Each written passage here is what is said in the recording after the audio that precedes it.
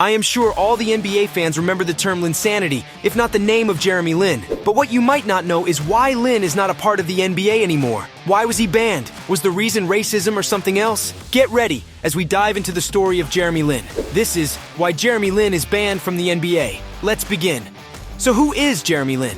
Jeremy Shu-How Lin is a Taiwanese-American P League Plus PLG professional basketball player. During the 2011-2012 season, he unexpectedly led the New York Knicks of the National Basketball Association, NBA, to a winning turnaround, sparking the Linsanity cultural phenomenon. Lin is one of the few Asian Americans to have played in the NBA, and the first person of Chinese or Taiwanese descent to do so. With the Toronto Raptors, he became the first player of Asian American descent to win an NBA championship in 2019. Lin's rapid rise was worthy of a Hollywood film. He was a Harvard graduate and undrafted guard. His future was uncertain when the Knicks signed him, and his career was in shambles at the time. His breakthrough performance against the Nets occurred the day before the franchise was planning to fire him. He had no other place to stay, so the night before, he stayed on his teammate Landry Field's couch. According to what Lin claims, his agent had warned him that he might never again play in an NBA game if he didn't perform well against the Nets. I was trying not to think about it, but I think that if I were to get cut,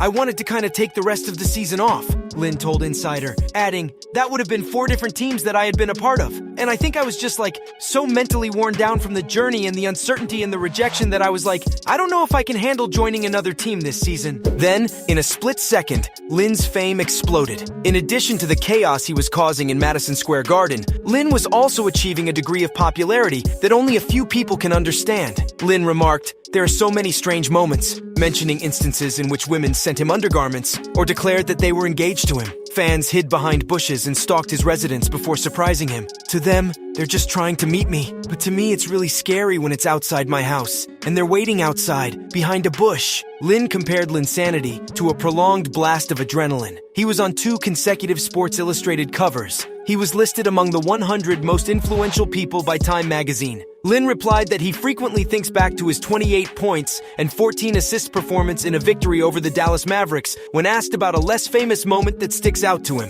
That was my career high in assists for my entire 9-year NBA career, Lin said. And I believe the Mavs were the defending champs at the time, but that was just such a fun game, just to go back and forth, head to head with Dirk Nowitzki. Moving on. So now you might be thinking, when did it all go south? Linsanity ended just as soon as it had begun. Even if the Knicks were winning, Lin's statistics eventually declined. It was discovered that Lin had a ruptured meniscus after 25 games as the team's starting point guard, and he missed the remainder of the season. The first time Lin started was on February 6th, 2012. On March 23rd, he played his last game for the Knicks. Less than 2 months had been spent on the entire run. That absence appeared to have prepared the way for Lin's departure. The coaching of Mike D'Antoni and Lin's unequal involvement in the offense are said to have been reasons for conflict with Knicks star Carmelo Anthony. Eventually, D'Antoni resigned, and Mike Woodson took his position. Anthony flourished following the coaching change and Lin's injury, averaging 29.8 points per game over the season's last few months to help the Knicks get to the playoffs. That offseason, Lin became a restricted free agent, making the Knicks eligible to match any contract offer he received from another team. Even the Knicks fought for that privilege, asking an arbiter to uphold Lin's bird rights. However, the Knicks never challenged when Lin accepted a 3-year, $25 million deal from the Rockets. Anthony famously referred to the offer as ridiculous when asked if the Knicks should match it.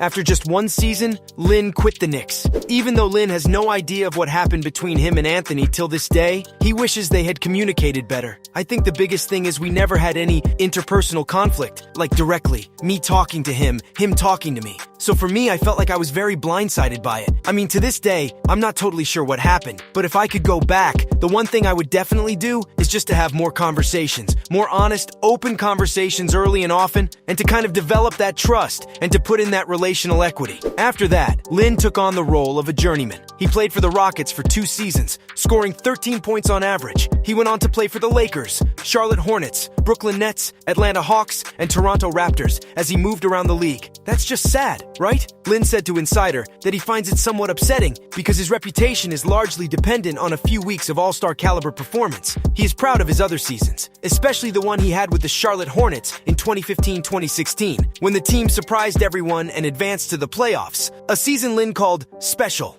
The ban.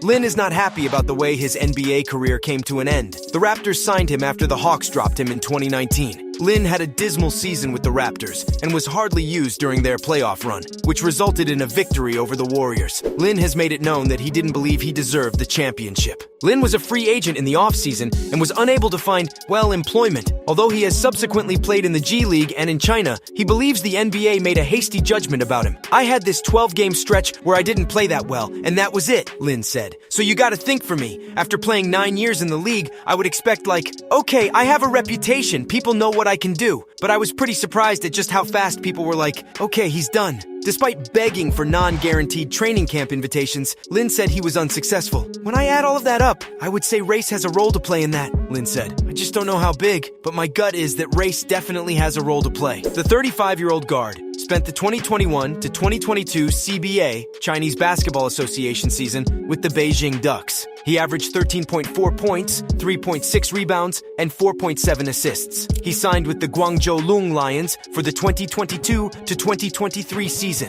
Lin said that he once wanted to run away from the stigma that surrounded Linsanity. In 38 at the Garden, an HBO documentary, Lin claims that he now comprehends why it mattered so much to individuals, particularly to Asian Americans. "It was a heroic moment. It was a moment that so many people had not experienced but wanted to experience. We did not have such heroic moments in the real world or even Hollywood. Just like Lin said in a documentary, it was so much bigger than basketball." And that's it for this video. Please click the like and subscribe buttons down below if you found this video fascinating and interesting. To make sure you don't miss any uploads, tap the bell icon. Share the video and let us know in the comments section what you think was the reason behind this brutal blow. We will see you in the next one. Till then, take care and goodbye.